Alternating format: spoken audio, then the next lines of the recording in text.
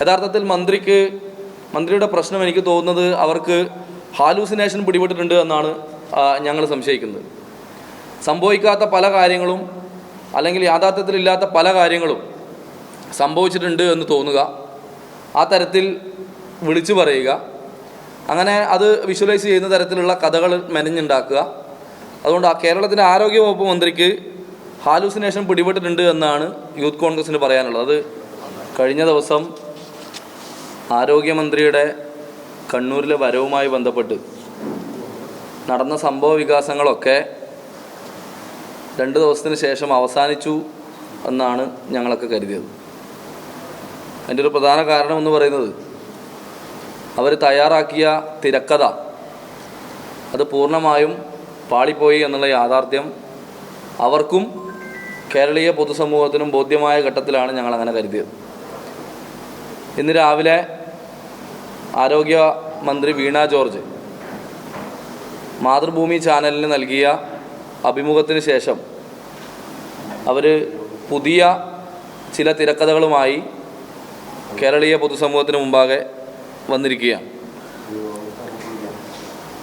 അവർ ഇന്ന് രാവിലെ ഈ സ്വകാര്യ ചാനലിന് നൽകിയ അഭിമുഖത്തിൽ പറയുന്നത് കരിങ്കൊടി പ്രതിഷേധങ്ങൾ നടത്തുന്നതൊക്കെ അവർക്ക് യാതൊരുവിധ പ്രശ്നവുമില്ല, അതൊക്കെ നടന്നോട്ടെ എന്നുള്ള രീതിയിലായിരുന്നു അവർ പറഞ്ഞത്. പക്ഷേ അവരതിൻ്റെ കൂടെ മറ്റു പലതും അവർ ആവർത്തിക്കുകയുണ്ടായി.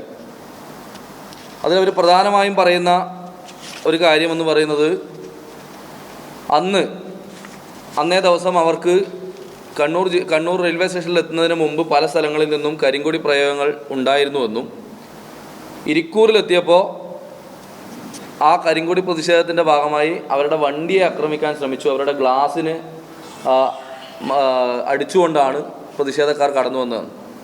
നിങ്ങൾക്കെല്ലാവർക്കും അറിയുന്നത് പോലെ ഇരിക്കൂറിൽ ആ പ്രതിഷേധത്തിന് നേതൃത്വം നൽകിയ ആളാണ് ഞാൻ. അവരുടെ വണ്ടിയുടെ അടുത്ത് പോലും എത്താൻ പോലീസ് ഞങ്ങളെ അനുവദിച്ചിരുന്നില്ല. ഞങ്ങൾ എന്നാലും ഈ പറഞ്ഞ സ്ഥലങ്ങളിലൊക്കെ പ്രതിഷേധങ്ങൾ കൃത്യമായി രേഖപ്പെടുത്തി. ആ പ്രതിഷേധങ്ങളോടൊക്കെ അവർ പ്രകോപിതയായിട്ടാണ് ഞങ്ങളോട് പെരുമാറിയത്. രണ്ടാമതായി വീണ ജോർജ് പറയുന്നത് കണ്ണൂർ റെയിൽവേ സ്റ്റേഷനിൽ KSUവിൻ്റെ പ്രവർത്തകർ നടത്തിയ പ്രതിഷേധങ്ങൾക്കിടയിൽ ഒന്നാമതായി വന്ന ആളെ പോലീസ് തടഞ്ഞു നിർത്തി. പോലീസിൻ്റെ ഫോക്കസ് മുഴുവൻ ഒന്നാമതായി കടന്നു വന്ന പ്രതിഷേധക്കാരൻ, അതായത് KSUവിൻ്റെ ജില്ലാ പ്രസിഡന്റ് ശ്രീ MC അതുലിനെ പോലീസ് ഫോക്കസ് ചെയ്യുന്ന സമയത്ത് രണ്ടാമത്തെ പ്രതിഷേധക്കാരൻ തൻ്റെ ശരീരത്തിൽ സ്പർശിച്ചു എന്നുള്ള രീതിയിലാണ്, അല്ലെങ്കിൽ ആക്രമിച്ചു എന്നുള്ള രീതിയിലാണ് വീണ ജോർജ് ഇന്ന് ആ ഇൻ്റർവ്യൂവിൽ പറയുന്നത്. നിങ്ങളെല്ലാവരും അവിടുത്തെ ദൃശ്യങ്ങളെടുത്ത് പരിശോധിച്ചതാണ്. നിങ്ങൾക്കെല്ലാവർക്കും അറിയുന്നത് പോലെ RPF അവിടുത്തെ CCTV ഉൾപ്പെടെയുള്ള കാര്യങ്ങൾ പരിശോധിച്ചതാണ്. മുഴുവൻ വാർത്താമാധ്യമങ്ങളും അവരുടെ കയ്യിലുള്ള വിഷ്വൽസ് എടുത്ത് പരിശോധിച്ചു. ഒരു സ്ഥലത്ത് പോലും KSUക്കാർ അവരുടെ 1 മീറ്റർ അകലെയെങ്കിലും എത്തിയിട്ടില്ല എന്നുള്ള യാഥാർത്ഥ്യം നിങ്ങളൊക്കെ കണ്ടതുമാണ്. കേരളീയ പൊതുസമൂഹം അത് കണ്ടതാണ്. അതിൻ്റെ അടിസ്ഥാനത്തിലാണ് അവരുടെ ഈ തിരക്കഥകളൊക്കെ പൂർണ്ണമായും പരാജയപ്പെട്ടു പോയത്.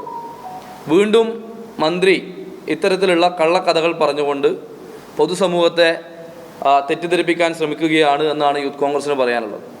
യഥാർത്ഥത്തിൽ മന്ത്രിയുടെ പ്രശ്നം എനിക്ക് തോന്നുന്നത് അവർക്ക് ഹാലൂസിനേഷൻ പിടിപെട്ടിട്ടുണ്ട് എന്നാണ് ഞങ്ങൾ സംശയിക്കുന്നത്.